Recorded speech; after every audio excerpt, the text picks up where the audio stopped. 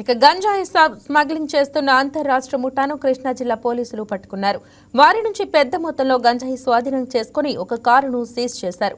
తెనాలికి చెందిన మనబోటి ఈశ్వర ప్రసాద్, తమిళనాడుకు చెందిన దురై మోహన్ కుమార్, విశాఖపట్నంకు చెందిన అల్లా అమీన్ ముఠాగా ఏర్పడి గంజాయి అమ్మకాలు సాగిస్తున్నారు. ఈ క్రమంలో విశాఖ జిల్లా ఏజెన్సీ ప్రాంతం నుంచి కేజీ 5,000 రూపాయల చొప్పున 50 కేజీల గంజాయిని కొనుగోలు చేసి తోట్లవల్లూరు మండలం కల్లంవారిపాలెం మీదుగా తరలిస్తుండగా పోలీసులు పట్టుకున్నారు.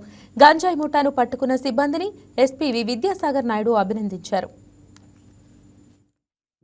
మన కృష్ణా జిల్లాలో ఇంటర్ స్టేట్ గంజాయి స్మగుల్ చేసే ముఠాను ఒకదాన్ని 52 కేజీల గంజాయితో పట్టుకోవడం జరిగింది. దీంతో పాటు ఒక కారు కూడా స్వాధీనం చేసుకోవడం జరిగింది. అండ్ 3 నిందితుల్ని అదుపులోకి తీసుకున్నాం. 52 కిలోస్ గంజాయి అరౌండ్ 2.6 lakhs వాల్యూ ఉన్న గంజాయి కింద మేము గుర్తించడం జరుగుతుంది. దీంట్లో ఏంటంటే మనం పెట్టిన జిల్లాలో పెట్టిన నిఘా, అంతేకాకుండా మనకి ఓవరాల్ గా ఈగిల్ అండ్ అదర్ ఏజెన్సీస్ నుండి వచ్చిన ఇన్ఫర్మేషన్ బట్టి మనకి తోటలవల్లూరు ఎస్ఐ అండ్ వాళ్ళ టీము కల్లంవారిపాలెం దగ్గర అబ్జర్వేషన్ లో ఉన్నప్పుడు ఒక వెహికల్ ఇంటర్సెప్ట్ చేశారు. అది ఇంటర్సెప్ట్ చేసినప్పుడు దాంట్లో అది ఒక ఓల్డ్ ఇండికా కార్ కింద గుర్తించారు. అరౌండ్ 26 ప్యాకెట్స్ లో 52 కిలోస్ ఆఫ్ గాంజా దీంట్లో పట్టుకోవడం జరిగింది. దీంతో పాటు 3 పట్టుకున్నాం. అరెస్ట్ అయిన వాళ్ళ వివరాలు చూస్తే ఒక అతను తెనాలికి చెందిన వ్యక్తి, 40 years ఏజ్, మనబోటి ఈశ్వర ప్రసాద్ అని. ఇతను మెయిన్ పర్సన్. ముఖ్యంగా గతంలో ప్రకాశం జిల్లాలోని టంగుటూరు 2022లో ఒక కేసు ఉంది. చెన్నై 2023 అండ్ విజయవాడ పట్టమట్లో 25లో ఇతనికి గంజా కేసులు ఉన్నాయి. వీటిలో అరెస్ట్ అయ్యి జైలుకు వెళ్ళాడు. అండ్ 2026 జనవరిలో జైలు నుండి రిలీజ్ అయ్యాడు. అంతేకాకుండా దురై మోహన్ కుమార్ అని ఇతను మెయిన్ ఎవరైతే రిసీవరో గంజాది, ఇతనే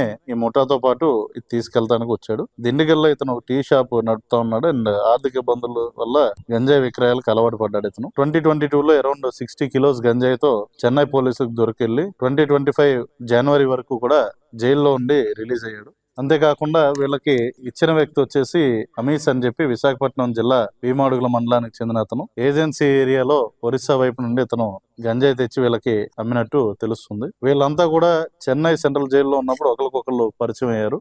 పరిచయం అయిన తర్వాత ఈ ముఠా కింద ఫార్మ్ అయ్యి మళ్ళా ఇతను ఎవరైతే తమిళనాడు అతను ఉన్నాడు, అతని కోసం ఈ గంజాయిని రవాణా చేయడం, ఇది రవాణా కోసం ఒక ఓల్డ్ ఇండికా కార్ ని స్క్రాప్ లో పర్చేస్ చేయడం జరిగింది. అంతేకాకుండా విలేజ్ రోడ్స్ లో ప్రయాణించుకుంటా మెయిన్ రోడ్స్ ని అవాయిడ్ చేస్తా ఉండేదానికి ఈ పర్టికులర్ ప్రాంతం ఏదైతే ఉందో దాన్ని ఎంచుకోవడం జరిగింది. ముఖ్యంగా చూస్తే వీళ్ళలో రెక్కి, అంతేకాకుండా రూట్ క్లియరెన్స్ చేసుకోవడానికి మిగతా వాళ్ళు ఇతనికి సహకరించారు. అయితే ఓవరాల్ గా చూసుకుంటే మన జిల్లాలో గంజాయి వాడకం అనేది బాగా తగ్గుముఖం పట్టింది. మనకి దొరికిన కేసెస్ అన్ని కూడా మేజర్ కేసు. ఎక్కువ ట్రాన్సిట్ అవుతా మన జిల్లా మీదుగా వెళ్లేటప్పుడు మనం ఇన్ఫర్మేషన్ బేస్డ్ గా మనం పట్టుకోవడం జరుగుతుంది. అయితే ఏంటంటే ఓవరాల్ గా చూసుకున్నా కూడా స్మాల్ క్వాంటిటీస్ లో కూడా గంజాయి విక్రయించే వాళ్ళని వీళ్ళందరినీ ఐడెంటిఫై చేసి బైండ్ ఓవర్ చేయడం, ఎక్కడికక్కడ అలవాట్లో ఉన్న వాళ్ళని రీహాబిలిటేషన్ సెంటర్స్ పంపించడం, అంతేకాకుండా ముఖ్యమైన పెడ్లర్స్ అందరినీ కూడా అరెస్ట్ చేసి కేసులో ఫార్వర్డ్ అండ్ బ్యాక్వర్డ్ లింకేజెస్ అన్ని క్లీనప్ చేయడం వల్ల ఈ రోజున చాలా వరకు కూడా యువతకి ఈ గంజాయి వినియోగం అనేది చాలా వరకు తగ్గించగలిగాం. ఫర్దర్ గా కూడా